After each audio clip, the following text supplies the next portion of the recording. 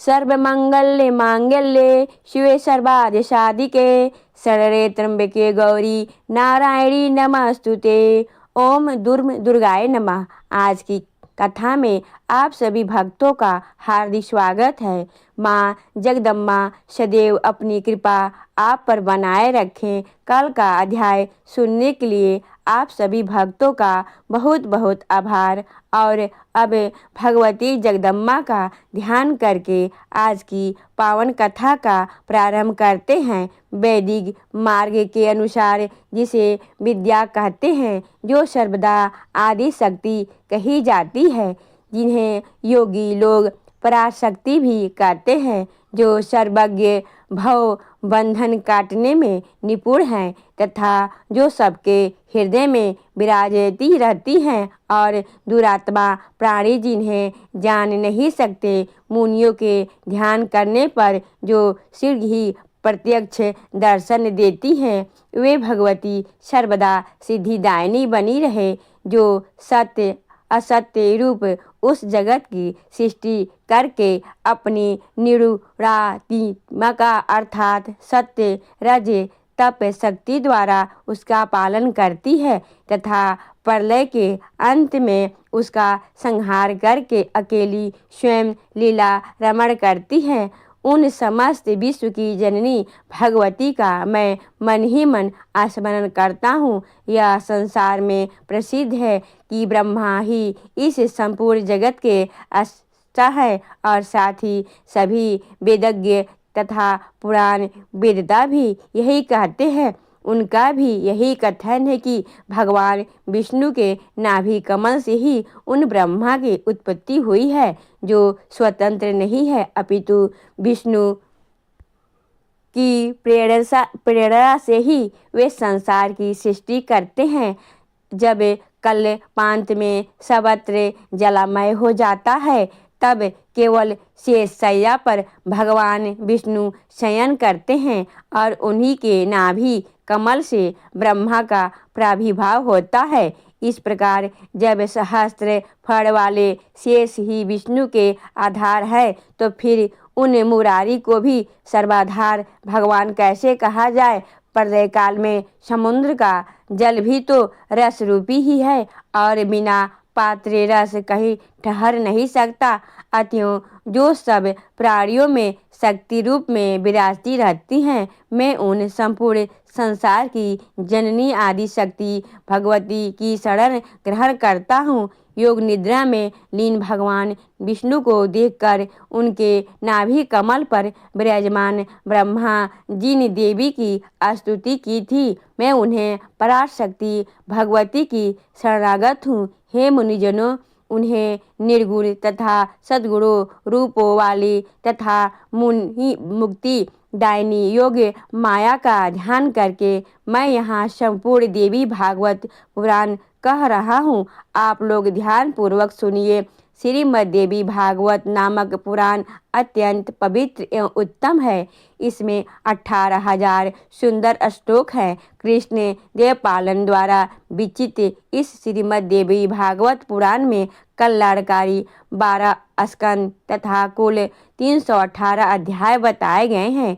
इनमें प्रथम स्कंद में 20 अध्याय, द्वितीय में 12, तृतीय में 30 और चतुर्थों में 25 है। पंचम स्कंद में 33 अध्याय, षष्ठ में 31 अध्याय, सप्तम में 40 अध्याय के तत्व संख्या के बराबर अर्थात 24, नवम में 50 और दसम स्कंद में 13 अध्याय मुनि व्यास जी ने कहे हैं। इसी प्रकार के मुनिगण एकादश स्कंद में 24 और द्वादश स्कंद में 14 अध्याय बताए गए हैं। इसी प्रकार महात्मा व्यास जी ने इस महापुराण में अध्यायों की संख्या बताई है। इसमें श्लोकों की संख्या 18,000 कही गई है। सर्ग प्रति सर्ग वंश वर्णन मनंतरवर तथा वंशानुचरित इस प्रकार पुराणों के वे 5 लक्षण हैं, जो कल्याणमयी भगवती नित्या निर्गुणा व्यापक रूप से सृष्टि में स्थित है रहने वाली है, विकार रहित योग मंगन्या उन सबकी आधार रूपा तथा तुरी अवस्था में प्रतिष्ठित है। उन्हीं की सात्विकी राशि और तामसी शक्तियाँ महासरस्वती, महालक्ष्मी, महाकाली नामक देवी के रूप में प्रकट होती है। उन्हीं तीनों शक्तियों का सृष्टि के लिए शरीर का धारण करना ही शास्त्र के विद्वानों के द्वारा सर्ग कहा गया है। तदंतर जगत के सृजन, पालन तथा संहार के लिए ब्रह्मा, विष्णु और महेश की उत्पत्ति कही गई है और उसे प्रतिसंग बताया गया है। चंद्रवंशी, सूर्यवंशी राजाओं के वंश वर्णन तथा हिरण्यकश्यप आदि दैत्यों के वंश कथन को वंश कहा गया है। इसी प्रकार स्वयंभू आदि 14 मनुओं का वर्णन एवं उनके समय विभाग मनंतर कहलाते हैं और उन मनुओं के वंश का क्रमशः वर्णन करना ही वंशानुचरित कहा गया है। हे मुनिवरों, इस प्रकार सभी पुराण उपयुक्त 5 लक्षणों से युक्त होते हैं। 1.25 लाख श्लोकों का महाभारत नामक ग्रंथ भी व्यास जी ने रचा है। यह इतिहास कहलाता है जो वेद सम्मत होने के कारण 5वां वेद कहा गया है। सौरभ जी बोले, हे सुत जी, वे पुराण कौन कौन से होते हैं और कितने हैं? हम लोगों को सुनने की उत्कट इच्छा है और आप तो सर्वज्ञ हैं, अतः विस्तार से बताइए। कली काल में भयभीत हम ब्राह्मण नैमिषारण्य में ही रहते हैं। ब्रह्मा जी ने मनोमय चक्र हमें देखकर यह आदेश दिया था कि इसी चक्र के पीछे पीछे आप लोग चले जाएं और जहाँ इस चक्र की नैमिषारण्य हो जाए वह देश परम पवित्र कहा गया है। वहाँ कभी कलयुग का प्रवेश नहीं होगा। आप लोग वहाँ तक रहें तब तक कि पुनः सतयुग न आ जाए। उनका यह कथन सुनकर तथा उनकी बातों का हृदय से रखकर हम लोग सब देशों को दर्शनार्थ उस मनोरम चक्र के पीछे पीछे तत्काल चल दिए। चलते चलते इसी स्थान पर पहुंचकर उस चक्र की नेमी में हम लोगों के देखते देखते ही क्षण हो गई। तभी से यह स्थान परम पवित्र नैमिष क्षेत्र के नाम से प्रसिद्ध हुआ। यहाँ कभी कली का प्रवेश नहीं होता, इसीलिए मैंने अनेक ऋषि मुनियों, सिद्धे गणियों, कली से भयभीत महात्माओं के साथ यहाँ अपना निवास बना लिया है। हम लोगों ने यहाँ पर चक्र, पुरुष दास आदि द्वारा अनेकों पशुवध विहीन यज्ञ किए हैं और जब तक सतयुग न आ जाए तब तक हम लोगों का यहीं रहने का दृढ़ निश्चय है। हे सूत जी, आप निश्चित रूप से हम लोगों के सौभाग्य से ही यहाँ पहुँचे हैं, इसीलिए आप इस ब्रह्मा समेत पावन पुराण की कथा कहिए। हे सूत जी, हम लोगों को सुनने की उत्कंठा इच्छा है और आप जैसे बुद्धिमान वक्ता भी प्राप्त हैं, तो हम लोग भी अपनी सभी कार्य त्याग कर चित्त एकाग्र करके यहाँ स्थित हैं। अतः हे सूत जी, आप चिरंजीव हो तथा तीनों प्रकार के तापों, वैदिक, दैविक, हैदिक और भौतिक से मुक्त होकर रहकर हम लोगों को परम पवित्र तथा कल्याणकारी श्रीमद् देवी भागवत महापुराण की कथा सुनाइए, जिसमें धर्म, अर्थ और काम का विधिवत वर्णन किया गया है। महर्षि व्यास जी ने बताया है कि इसके द्वारा ज्ञान प्राप्त करके पुनः उससे मुक्ति मिलती है। हे सूत जी, महर्षि वेद व्यास ने जिस पवित्र पुराण को कहा है उसके मनोहर कथा चरित्रों को सुनने से हमारी कभी तृप्ति नहीं होती है। सभी पुराणों का एकमात्र स्थान परम पवित्र समस्त संसार की जननी भगवती के लीला नाटक के समान विचित्र सभी पाप समूहों का नाश करने वाला तथा सब प्रकार की अभिलाषाओं को पूर्ण करने वाला तथा भगवती के नाम से समृद्ध श्रीमद् देवी भागवत पुराण को प्रकट कीजिए। सूत जी बोले, हे मुनीश्वर वृंद, सत्यवती सूत व्यास जी से मैंने जिस प्रकार से पुराणों को सुना है उससे मैं आप लोगों से कहता हूँ, आप लोग ध्यान पूर्वक सुनिए। यह श्रीमद् देवी भागवत पुराण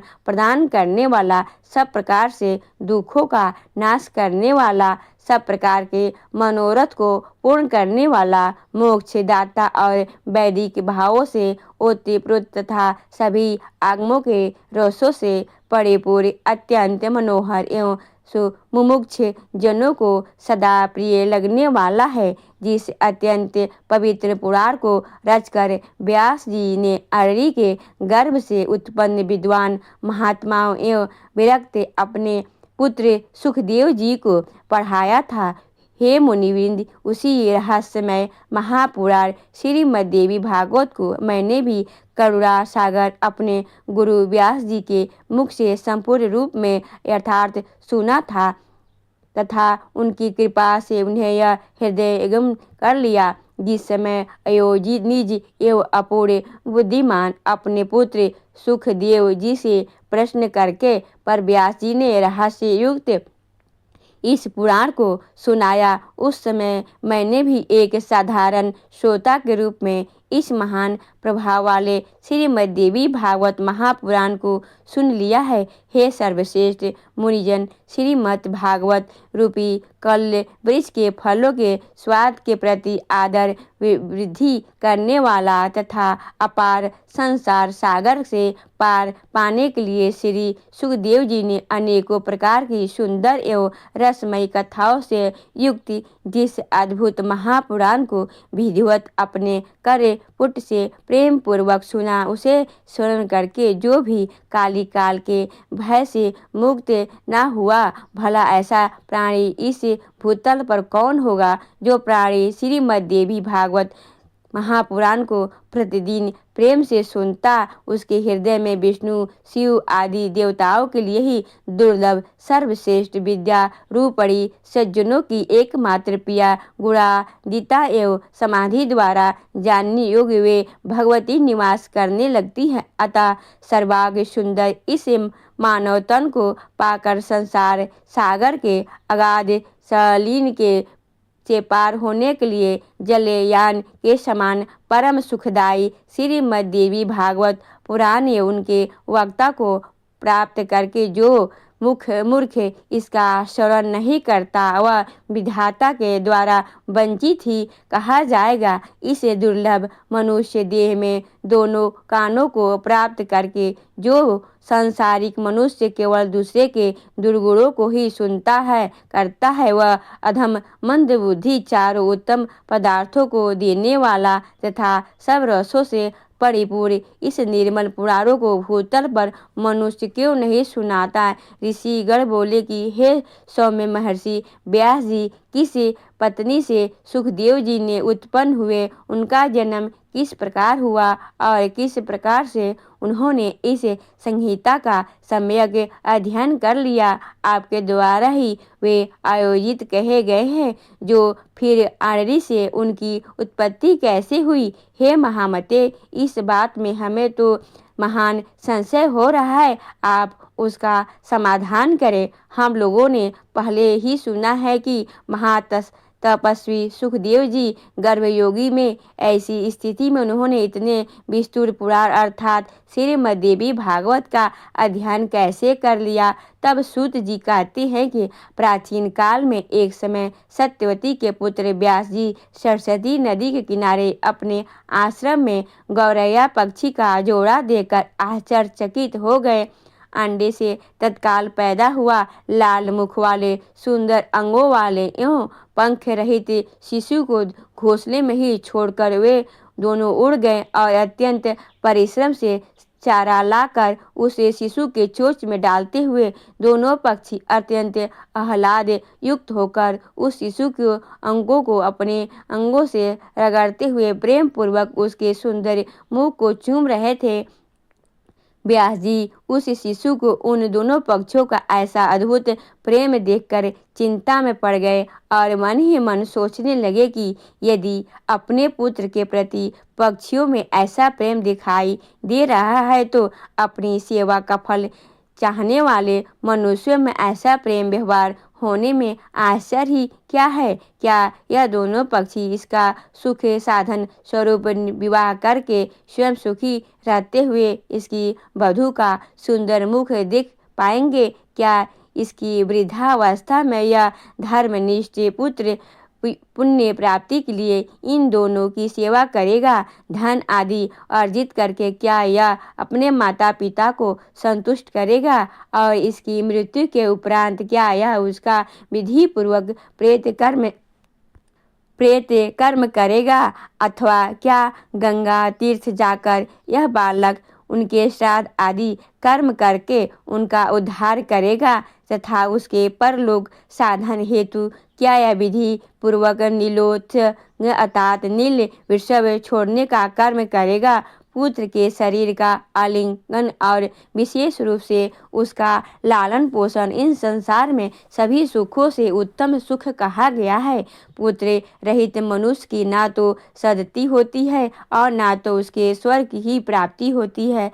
अतः परलोक साधन के लिए पुत्र से बढ़कर अन्य कोई उपाय नहीं है। मनु आदि ऋषियों ने भी धर्मशास्त्र में कहा है कि पुत्रवान मनुष्य स्वर्ग प्राप्त करता है और पुत्रहीन व्यक्ति को स्वर्ग प्राप्ति कभी नहीं होती है। इस बात से अनुमान की कोई आवश्यकता ही नहीं है, अपितु यह प्रत्यक्ष रूप से भी देखा जाता है। साथ ही यह वेद स्मृति आदि का भी सनातन वचन है कि पुत्रवान मनुष्य पापों से मुक्त हो जाता है। रोगावस्था में तथा मरण काल में भूमि शैया पर खड़ा हुआ संतानहीन प्राणी दुखित होकर अपने मन में विचार करता है कि मेरे घर में पर्याप्त धन है, अनेकों प्रकार के पात्र हैं तथा मेरा यह भवन भी अत्यंत सुंदर है, किंतु अब इन सब का स्वामी कौन होगा, क्योंकि मृत्यु काल में उन प्राणी का मन अति दुखित होकर भ्रमित होता रहता है। इसीलिए उस भ्रांत मन वाले प्राणी की दुर्गति अवश्य होती है। इस प्रकार अनेकानेक चिंतन करके और बार बार लंबी तथा गर्म सांसें लेकर सत्यवती पुत्र व्यास जी का मन अत्यंत खिन्न हो गया। उसके बाद मन में बहुत सोच विचार करके अत्यंत दृढ़ निश्चय करके वे तपस्या करने के लिए मेरु पर्वत पर चले गए। उन्होंने मन में विचार किया कि मैं विष्णु, रुद्र, इंद्र, ब्रह्मा, सूर्य, गणेश, कार्तिकेय, अग्नि एवं वरुण इन सभी देवताओं से किस देवता की आराधना करूं जो वर प्रदान करने में उदर तथा अभीष्ट फलों को देने वाले हो। इस प्रकार व्यास जी ने विचार कर ही रहे थे, उसी समय संयोगवश मुनिश्रेष्ठ नारद जी हाथों में बीड़ा धारण किए हुए वहां आ गए। अब उन्हें देखकर सत्यवती पुत्र व्यास जी अत्यंत प्रसन्न हुए और उन्होंने अर्घ्य तथा आसन प्रदान करके उन मुनि से कुशल क्षेम पूछा। कुशल प्रश्न पूछ लेने के पश्चात मुनिवर नारद जी से पूछा, हे देवपान, आप किस कारण से चिंताग्रस्त हैं, मुझे बताएं। तब व्यास जी बोले, संतानहीन व्यक्ति की संतति नहीं होती और कभी भी उनके मन में सुखानुभूति नहीं होती है। इसी बात को लेकर मैं अत्यंत दुखित हूँ और बार बार यही सोचता रहता हूँ कि मैं अभिलाषित फल देने वाले किस देवता को अपनी तप साधना से प्रसन्न करूँ। इसी चिंता में पड़ा हुआ मैं अब इसके समाधान हेतु आपकी शरण में हूँ। हे महर्षि, आप तो सब कुछ जानने वाले हो। हे कृपा सिंधु, आप मुझे शीघ्र ही बताएं कि मैं किस देवता की शरण में जाऊं जो प्रसन्न होकर मुझे पुत्र प्रदान कर दे। सूत जी बोले कि व्यास जी के द्वारा इस प्रकार पूछे जाने पर देवता तथा महात्मा महर्षि नारद अत्यंत प्रेम पूर्वक कृष्ण द्वैपायन से कहने लगे। नारद जी बोले कि हे पराशर तन्मय, हे महाभाग, आपके द्वारा जो प्रश्न यहाँ मुझसे पूछा गया है वैसा ही प्रश्न पूर्व काल में मेरे पिता ब्रह्मा जी ने मधुसूदन भगवान विष्णु से किया था। मेरे पिता ब्रह्मा जी कस्तूमणि की प्रभा से दीप्तिमान शंख, चक्र, गदा और पद्म धारण करने वाले, पीत वस्त्र धारण करने वाले, चार भुजाओं वाले, श्री वत्स चिन्ह से विभूषित वक्ष स्थल वाले, सभी लोकों को कारक स्वरूप देवाधिदेव, जगत गुरु, जगदीश्वर, वसुदेव, देवेश, जगतपति श्रीनाथ विष्णु को ध्यान में उपस्थित होकर कठोर तप करते हुए देखकर अत्यंत विस्मय से पड़ गए और उन्होंने पूछा ब्रह्मा जी से, बोले कि हे देवाधिदेव, जगत के मूल्य भविष्य वर्तमान के स्वामी, आप किस लिए यह कठोर तपस्या कर रहे हैं? जनार्दन, आप किसके ध्यान में लीन हैं? हे देवेश, यह देखकर मैं परम विस्मय में पड़ गया हूँ कि समस्त विश्व का स्वामी होते हुए भी आप ऐसा ध्यान कर रहे हैं। भला इसमें बढ़कर अन्य कौन सी विचित्र बात होगी? आपके नाभि कमल से प्रादुर्भूत होकर मैं संपूर्ण लोगों के कर्ता के रूप में अधिविष्ट हूँ। हे लक्ष्मीपति, आपसे भी श्रेष्ठ कौन देवता है? उस देवता को मुझे बताइए। हे जगन्नाथ, मैं तो यही जानता हूँ कि आप ही आदि स्वरूप, सबके कारक, निर्माता, पालन करता, संहार करक तथा सभी कार्यों में समादित करने वाले हैं। हे महाराज, आपकी इच्छा से ही मैं इस जगत के रचनाकार में प्रवृत्त होता हूँ और आप सदा आपके ही आदेश से शंकर जी प्रलयावस्था में जगत का संहार करते हैं। हे इस आपकी आज्ञा से ही सूर्य आकाश में नियमित रूप से भ्रमण करता है, शुभ तथा अशुभ हवा चलती है, अग्नि ताप धारण करती है और वेद वृष्टि करता है। तो फिर आप किस देवता का ध्यान कर रहे हैं? यह मेरी पहली शंका है। मैं तो तीनों लोकों में आपसे बढ़कर अन्य किसी देवता को नहीं जानता हूँ। हे सुव्रत, मैं आपका भक्त हूँ, अतः कृपा करके अपनी तपस्या का रहस्य मुझे बताइए, क्योंकि यह तो सर्वाधिक है। महान लोग अपने भक्तों से कुछ भी गोपनीय नहीं रखते हैं। ब्रह्मा जी का वचन सुनकर भगवान विष्णु उनसे बोले कि हे ब्राह्मण, आपको अपने मन की बात बताता हूँ, आप उसे एकाग्रचित्त होकर सुने।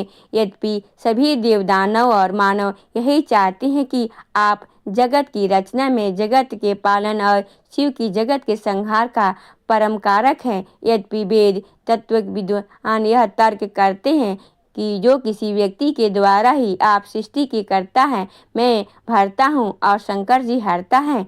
जगत की रचना के लिए आप में राशि शक्ति विद्यमान है, मुझसे साधित्व शक्ति स्थित है तथा शिव जी में तामसी शक्ति बताई गई है, और उस शक्ति में न रहने पर आप न तो सृष्टि की रचना कर सकते हैं, न मैं पालन करने में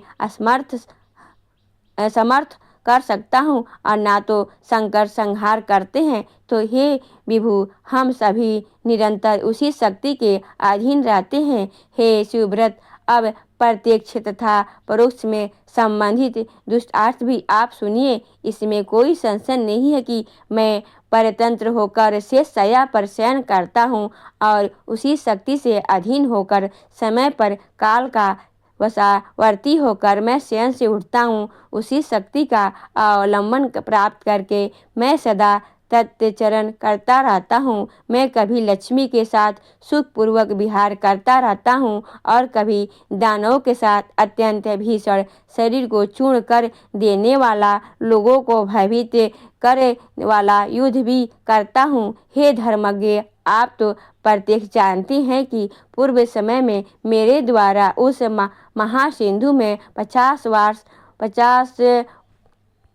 5,000 वर्षों तक भीषण बाहुयुद्ध किया गया था। हे देव, कान की मैल से उत्पन्न हुए अत्यंत दुष्ट मधुर मत्य तथा अंधकारी मधुकैटभ नाम के दोनों दानवों का मैंने देवी की कृपा से ही संहार किया था। हे महाभाग, क्या आप उस समय परात्पर कारण स्वरूपा महाशक्ति का जान नहीं पाए थे? अतः बार बार क्यों पूछ रहे हैं? उसी शक्ति की इच्छा से मैं परम पुरुष के रूप में महासागर में विचरण करता हूँ और विविध युगों में कश्यप, बाराह, नरसिंह तथा वामन के रूप में अवतरित होता रहता हूँ। प्रतियोगिनी में उत्पन्न होना किसी के लिए भी प्रिय नहीं होता। मैं अपनी इच्छा से वामन, वराह आदि योनियों में उत्पन्न नहीं होता हूँ, अपितु इसमें उसी शक्ति की प्रेरणा की परम कारक है। भला ऐसा कौन होगा जो लक्ष्मी के साथ परम सुखदायक विहार का त्याग करके मत्स्य आदि नील योनियों में जन्म लेगा। यदि मैं स्वतंत्र होता तो सुखदायिनी शैया को छोड़कर गरुड़ रूपी आसन पर बैठकर महाभयंकर युद्ध क्यों करता। हे अजय, प्राचीन काल में एक बार आपके समक्ष ही धनुष की प्रत्यंचा टूट जाने के कारण मेरा सिर छिन्न हो गया था। तब शिल्पकारों से श्रेष्ठ आपने फिर से मेरे धड़ पर घोड़े का सिर जोड़ दिया था। हे लोक निर्माता, उसी समय से मैं हग्रीव नाम से लोक प्रसिद्ध हुआ। यह सब आपके सामने घटित हुआ था। यदि मैं स्वाधीन होता तो संसार में यह विडंबना कैसी होती। अतएव मैं स्वतंत्र नहीं हूँ, अपितु सर्वथा उसी शक्ति से मैं अधीन हूँ। मैं निरंतर उसी शक्ति का ध्यान करता रहता हूँ। हे कमलो तो भव, मैं इसके अतिरिक्त अन्य कुछ भी नहीं जानता। नारद जी बोले, हे व्यास जी, भगवान विष्णु ने ब्रह्मा जी से इस प्रकार कहा था। हे मुनिश्रेष्ठ, मेरे पिता ब्रह्मा जी वे सब बातें मुझसे कही थी। अतएव आप भी कल्याणकारी पुत्र प्राप्ति के लिए उद्देश्य सर्वथा संयम रहित होकर अपने हृदय कमल से देवी भगवती के चरणाविंद का ध्यान कीजिए। वे देवी आपसे प्रसन्न अभिलाषित फलों को अवश्य प्रदान करेंगी। सूत जी बोले, नारद जी की ऐसा कहने पर सत्यवती पुत्र व्यास जी देवी के चरणाविंद से अपना ध्यान केंद्रित करके वे तपस्या के लिए पर्वत पर चले गए। तब ऋषियों ने पूछा, हे सूत जी, हमारा चित्त संदेह उसी सागर के पूर्त में डूबता जा रहा है, क्योंकि आपने महान आश्चर्यजनक तथा संसार को विस्मित कर देने वाली यह बात कह दी कि विष्णु के शरीर पर उनका सिर अलग हो गया था और वे सर्वपालक जनार्दन पुनः हग्रीव हो गए थे। वेद भी इन भगवान विष्णु का स्तवन करते हैं। समस्त देवता जिनका आश्रय ग्रहण करते हैं वे आदि देव हैं, जगत के स्वामी हैं और सभी कारकों के भी कारक हैं। देवयोग भी उनका भी मस्तक कैसे कट गया। हे महामते, वह सब आप हमसे विस्तार पूर्वक से ही कहिए। सूत जी बोले कि हे मुनियों, आप सभी लोग एकाग्रचित्त होकर परम तेजस्वी देवाधिदेव भगवान विष्णु का चरित्र सुनिए।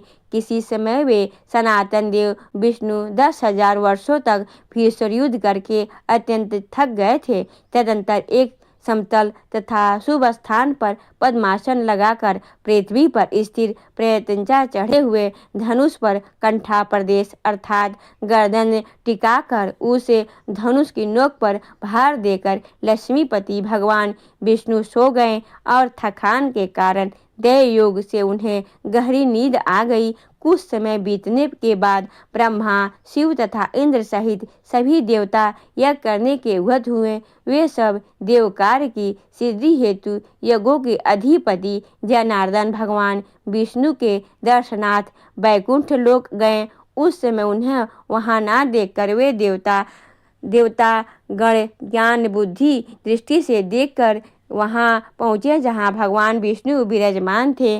वहां उन्होंने सर्वव्यापी भगवान विष्णु को योग निद्रा को भस्मीभूत होकर अचेत पड़ा हुआ देखा। तब वे देवज्ञ वहीं रुक गए। सभी देवताओं के वहां रुक जाने के कारण जगतपति विष्णु को निद्रा मग्न देखकर ब्रह्मा, रुद्र आदि प्रमुख देवता अत्यंत चिंतित हुए। तदंतर इंद्र देवताओं से कहा, हे श्रेष्ठ देवगण, अब क्या किया जाए। हे श्रेष्ठ देवताओं, अब आप इसी विचार करें कि इनकी निद्रा किस प्रकार भंग की जाए। तब शिव जी ने इंद्र से कहा कि इनकी निद्रा को भंग करने में महान दोष लगेगा, किंतु हे श्रेष्ठ देवगण, यह कार्य भी अवश्य करणीय है। इसके बाद परम श्रेष्ठी ब्रह्मा जी ने पृथ्वी पर स्थित धनुष के प्रभाव को खा जाने के लिए दीमक का सृजन किया। उन्होंने यह सोचा कि दीमक के द्वारा धनुष का अग्रभाग खा जाने पर धनुष नीचा हो जाएगा। तब देवाधिदेव विष्णु निद्रा मुक्त हो जाएंगे और ऐसा हो जाने पर निस्संदेह देवताओं का संपूर्ण कार्य सिद्ध हो जाएगा। अतः सनातन ब्रह्मा जी ने दीमक को इस कार्य के लिए आदेश दे दिया। तब दीमक ने ब्रह्मा जी से कहा कि हे देवादिदेव, जगत गुरु लक्ष्मीपति भगवान विष्णु का निद्रा भंग मैं कैसे करूं, क्योंकि नींद में भिन्न डालना, कथा में भिन्न डालना, पति के बीच में भेद उत्पन्न करना एवं माँ पुत्र के बीच में बैर भाव पैदा करने के लिए षड्यंत्र रखना, यह सभी कार्य ब्रह्मा हत्या के समान कहे गए हैं। अतः मैं देवाधिदेव भगवान विष्णु का सुख क्यों नष्ट करूं? हे देव, उस धनुष का अग्रभाग खा जाने से मेरा क्या लाभ है? इसके लिए मैं क्या ऐसा पाप करूं? स्वार्थ में भस्मीभूत होकर ही सनातन लोक पाप कर्म में प्रवृत्त होता है, इसीलिए मैं भी इससे कोई स्वार्थ सिद्ध होने का भी इसका भक्षण करूंगा। तब ब्रह्मा जी बोले कि सुनो, हम लोग यज्ञ में तुम्हारे भाग की व्यवस्था कर देंगे, इसीलिए तुम अविलंब भगवान विष्णु को जाकर हम लोगों को कार्य का संपन्न कर दो। होम कार्य में आहुति प्रदान करने के समय जो हव्य आसपास गिरेगा उसी को अपना भाग समझना, और अब तुम शीघ्रतापूर्वक हमारा कार्य करो। सूत जी बोले कि ऋषियों, ब्रह्मा जी के इस प्रकार कहने पर दीमक ने धरातल पर स्थित धनुष के अग्रभाग को शीघ्र ही खा लिया, जिससे कि धनुष की डोरी मुक्त हो गई और प्रत्यंचा के खुल जाने पर धनुष का वह ऊपरी कोना मुक्त हो गया। इस प्रकार एक भीषण ध्वनि उत्पन्न हुई, जिसे वहां सभी देवगण भयभीत हो गए। ब्रह्मांड क्षुब्ध हो उठा, पृथ्वी में कंपन होने लगी, सभी समुद्र उद्विग्न हो गए, जलचर जंतु व्याकुल हो उठे, प्रचंड हवाएं प्रभावित होने लगी, पर्वत कंपित हो उठे और किसी दारुण आपदा के सूचक उल्कापात आदि का महान उपद्रव होने लगे। सूर्य तिरोहित हो गए तथा सभी दिशाएं अत्यंत प्रभावा हो गई, भयावह हो गई, और यह सब देखकर देवता लोग चिंतित होकर सोचने लगे कि इस दुर्दिन में क्या हो गया। हे तपस्वियों, देवता सुगर सोच में ही रहे थे कि किरीट कुंडल सहित देवादिदेव भगवान विष्णु का सिर कटकर कहीं चला गया। उस समय पश्चात उस घोर अंधकार के शांत हो जाने पर ब्रह्मा और शंकर ने भगवान विष्णु का मस्तक विहीन विलक्षण शरीर देखा। भगवान विष्णु का सिर विहीन धड़ देखकर वे श्रेष्ठ देवता अत्यंत विस्मित हुए और चिंता सागर में निमग्न होकर शोकाकुल होकर इस प्रकार विलाप करने लगे कि हे नाथ, हे प्रभु, यह कैसी विचित्र अलौकिक घटना हो गई। हे देवाधिदेव, हे सनातन, हम सभी देवताओं के लिए यह बात विनाशकारी है। यह किस देवता की माया है? किसके द्वारा आपके सिर का हरण कर लिया गया है? आप तो सर्वदा असिक्त, अमैध और अदाय हैं। हे विभु, इस प्रकार आपके चले जाने पर हम देवता तो मृत्यु को प्राप्त हो जाएंगे। हम लोगों के प्रति आपका कैसा स्नेह था? हम लोग स्वार्थ के कारण ही रुदन कर रहे हैं। संकट की यह स्थिति ना तो दैत्यों, ना राक्षसों ने ही पैदा की है, यद्यपि हम देवताओं ने ही यह विघ्न उत्पन्न किया है।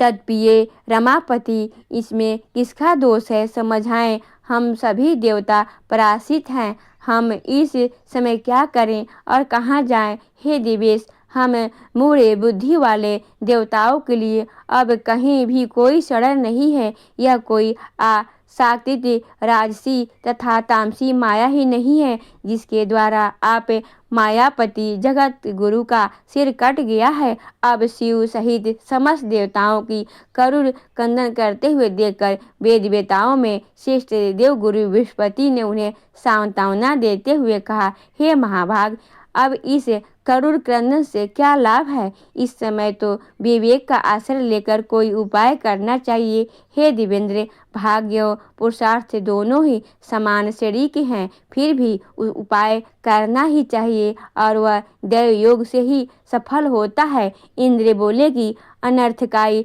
पुरुषार्थ को धिक्कार है। मैं तो देव को श्रेष्ठ मानता हूँ, क्योंकि हम देवताओं के देखते ही देखते विष्णु का सिर कट गया। ब्रह्मा जी बोले, काल द्वारा जो भी शुभ शुभ कर्मों का फल निर्धारित है उसे अवश्य भोगना पड़ता है।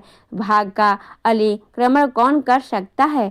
प्रत्येक प्राणी काल क्रम के अनुसार सुख दुख भोगता ही है, इसमें कोई संदेह नहीं है।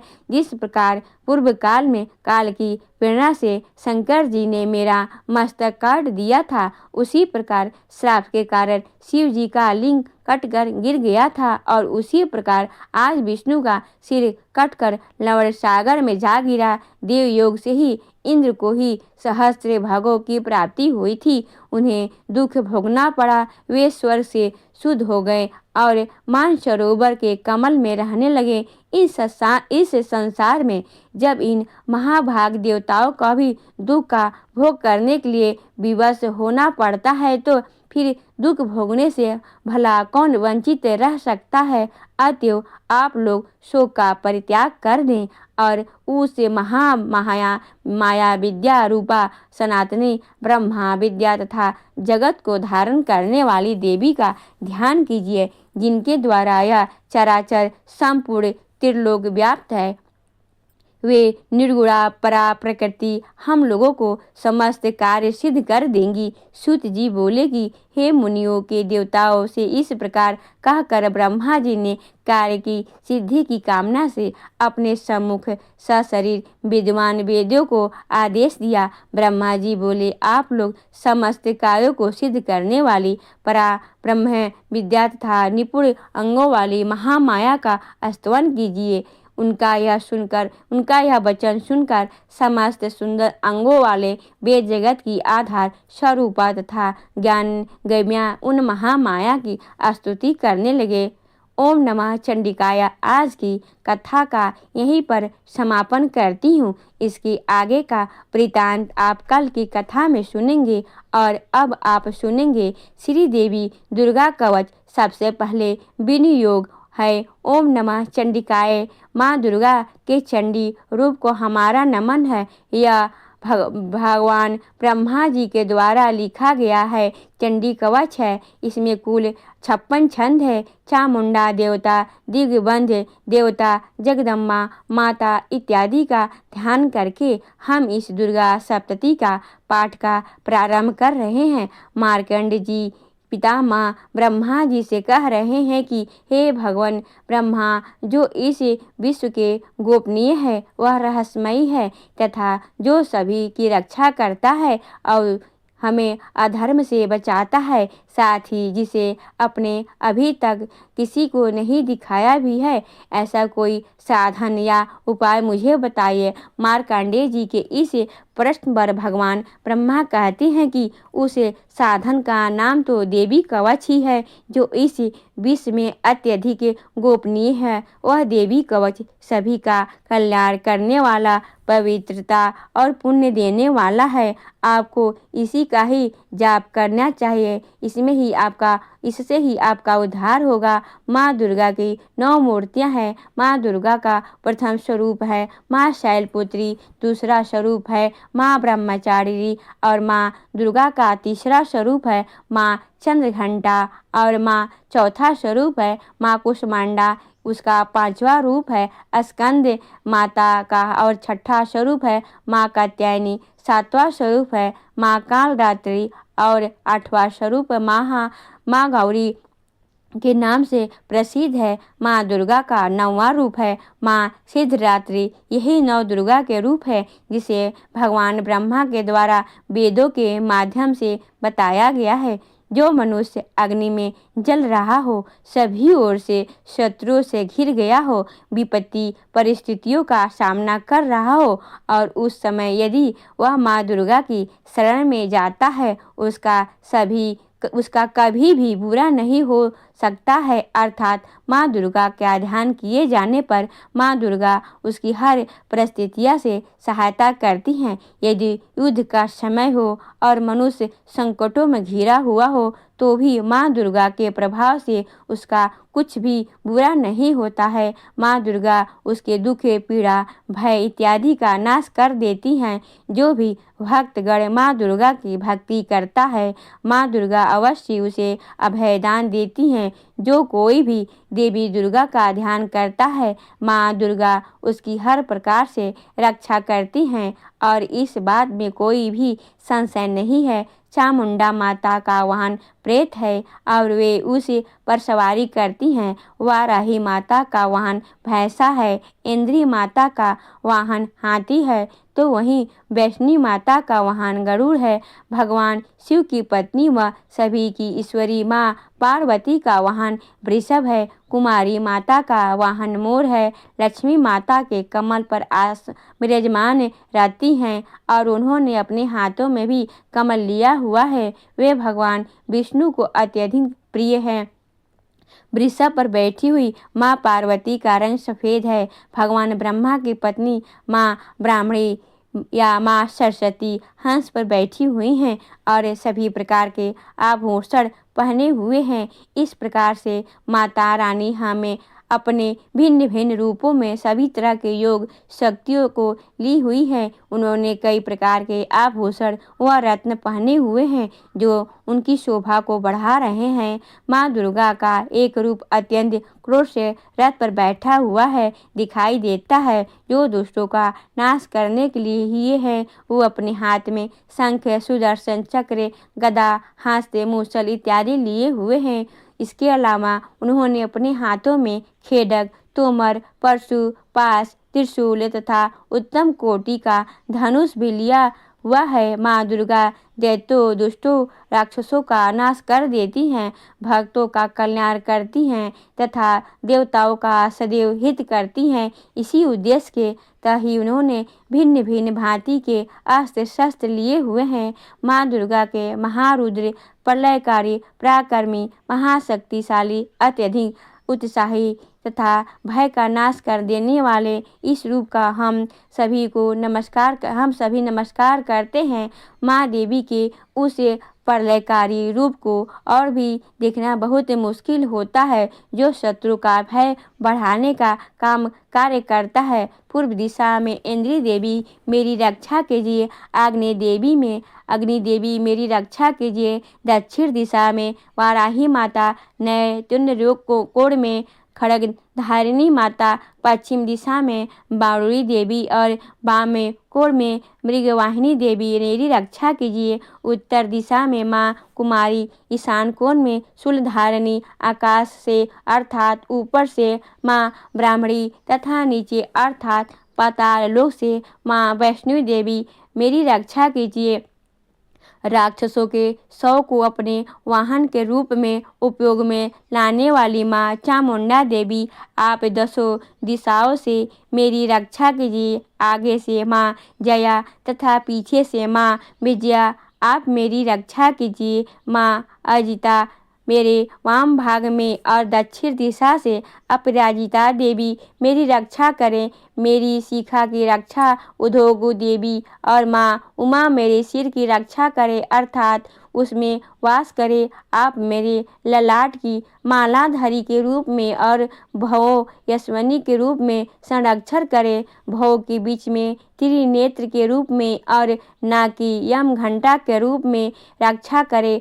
दोनों आँखों के बीच में शंख माता के रूप में और कानों की द्वार पर वासनी के रूप में रक्षा करे। मेरे कपाल की कालिका के रूप में और कानों के मूल की शंकरी देवी रक्षा करे। नसिका की सुगंधा देवी और होठ के ऊपरी भाग की चर्चिता देवी रक्षा करे। होठ के निचले भाग की रक्षा करे। अमृत कला देवी और जीभ की सरस्वती देवी रक्षा करे। मेरे दांतों की कुमारी देवी, कंठ की चंडिका देवी, घंटिका की चंद्रघंटा देवी और तालु की महामाया देवी रक्षा करे। मेरे ठोड़ी की कामाक्षी देवी, वाणी की सर्वमंगला देवी, गिरवा की भद्रकाली तथा मेरी दंड की धनुर्धारी देवी रक्षा करे। बाहरी कंठ की नीले गिरवा देवी, कंठ नलिका की नलकुंवरी, कंधों की खड़गनी देवी और भुजाओं की वज्रधारिणी देवी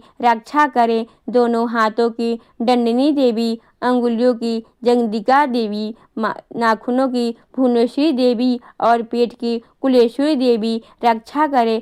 स्तनों की महादेवी, मन की शोक विनाशिनी देवी, हृदय की ललिता देवी और उदर की शूलाधारिणी देवी रक्षा करे। नाभि की कामनी देवी, गुहा की गुहेश्वरी देवी, लिंग की पुतना व कामिका देवी तथा गुद्दा की महिषवासिनी देवी रक्षा करे। कटभाग की भगवती देवी, घुटनों की विंध्यवासिनी देवी, जांघों की महाबली देवी रक्षा करे और सभी कामनाओं को पूरा करे। मेरी घुटनों की नारसिंह देवी, पैरों की आगे भाग की तेजस्वी देवी, पैरों की अंगुलियों की श्री देवी और पैरों के तले की तलवासिनी देवी रक्षा करे। पैरों के नाखूनों की तिष्ठा कराली देवी, कीसों के अधीश्वरी देवी, रोम छिद्रों की कोवेरी देवी तथा त्वचा की बागेश्वरी देवी रक्षा करे। माँ पार्वती देवी मेरे रक्त, मांस, हड्डियों इत्यादि की रक्षा करे। आंतों की कालरात्रि देवी और पित्त की मुक्तेश्वरी देवी रक्षा करे। पद्म कोशों की माँ पद्मावती देवी, कफ की चूड़ामणि देवी, नाखूनों की धार की ज्वालामुखी देवी और शरीर की संधियों की अभदा देवी रक्षा करे। मेरे वीर की माँ रक्षा माँ ब्राह्मणी देवी, छाया की छत्तेश्वरी देवी तथा धर्मधारिणी देवी मेरे अहंकार व मन और बुद्धि की रक्षा करे। हे माँ दुर्गा, आप मेरे प्राणों की उदान की समान रूप से रक्षा करें। वज्रहता देवी मेरे प्राणों की रक्षा करे और मेरा कल्याण करे। आप मेरी सभी इंद्रियों का रस रूप गंध शब्द व स्पर्श से बसती हैं। हे नारायणी देवी, आप मेरे सत्गुण, रजोगुण और तमोगुण की रक्षा करें। मेरी आयु की वाराही देवी, वैष्णो देवी, धर्म की यश व कीर्ति और लक्ष्मी देवी तथा धन और विद्या की चक्रवर्ती देवी रक्षा करे। इंदिरा देवी मेरे गोत्र की चंडी देवी, मेरे पशुओं की महालक्ष्मी देवी, मेरे पुत्रों की और भैरवी देवी मेरी पत्नी की रक्षा करे। मेरे पथ की सुपता देवी और उस मार्ग की क्षेमकरी देवी, राजा के दरबार में महालक्ष्मी देवी तथा सभी जगह निवास करने वाली विजय लक्ष्मी देवी भय की रक्षा करे। हे माँ दुर्गा, जो मैं स्थान या अंग इस देवी कवच में रह गया है और वह अभी भी रक्षा करना योग्य है, तो आप उसकी भी रक्षा कीजिए।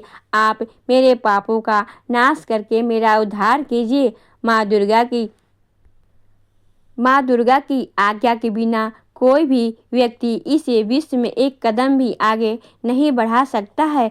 हम यदि कहीं जा रहे हैं तो हमें अवश्य इस देवी कवच का पाठ करना चाहिए और उसके बाद ही प्रस्थान करना चाहिए। इसी दुर्गा रक्षा कवच के पाठ से हमें हर जगह लाभ व सफलता मिलती है और हमारे सभी काम बन जाते हैं। हमें जब भी माँ दुर्गा का ध्यान करते हैं वैसे ही हमारे सभी काम बनते जाते हैं।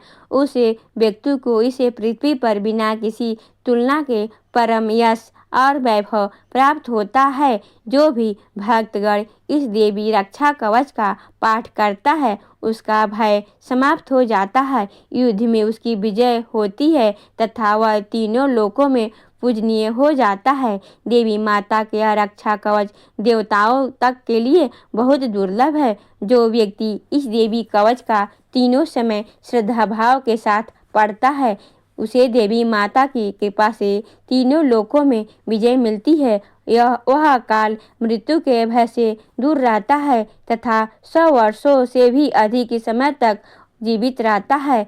इसे दुर्गा कवच के पाठ से व्यक्ति के शरीर में न होने वाले हर तरह के रोग समाप्त हो जाते हैं। उसके शरीर में बनने वाला विष भी समाप्त हो जाता है तथा कोई रोग उसका कुछ भी बिगाड़ नहीं सकता है। जो भी मनुष्य इस दुर्गा रक्षा कवच को अपने हृदय से धारण कर लेता है उस पर इस पृथ्वी पर होने वाले सभी तरह के अभिचारक मंत्र तंत्र का प्रभाव समाप्त हो जाता है।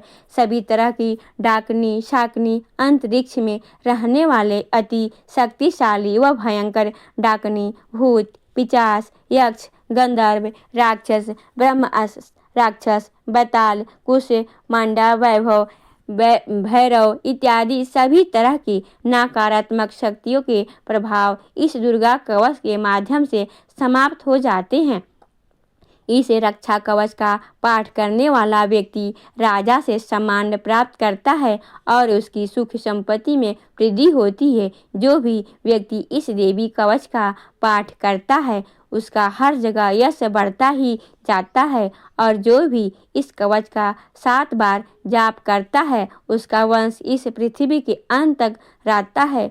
इसके पश्चात जब उसकी मृत्यु हो जाती है तब वह माँ दुर्गा के आशीर्वाद से परम स्थान को प्राप्त करता है जो देवताओं को भी अत्यंत दुर्लभ है। उसे महामाया का प्रसाद मिलता है और उसकी मुक्ति हो जाती है।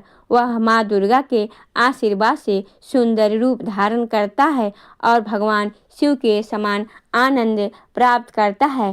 श्री देवी दुर्गा कवच संपूर्ण हुआ। अगर आपको आज की वीडियो अच्छी लगी हो तो वीडियो को लाइक ज़रूर कीजिए और ज़्यादा से ज़्यादा इस वीडियो को अपने फैमिली फ्रेंड के साथ शेयर कीजिए। चैनल पर पहली बार आए हैं, अगर अभी तक आपने चैनल को सब्सक्राइब नहीं किया है तो आज की वीडियो अगर आपको अच्छी लगे तो वीडियो को सब्सक्राइब करके बेल आइकन को ज़रूर प्रेस कर दीजिएगा। इससे यह होगा कि इस चैनल पर जो भी नई वीडियो अपलोड होगी उनकी नोटिफिकेशन आपको सही समय पर प्राप्त होगी। मिलती हूँ मैं आपसे अगली वीडियो में, तब तक के लिए जय माता दी।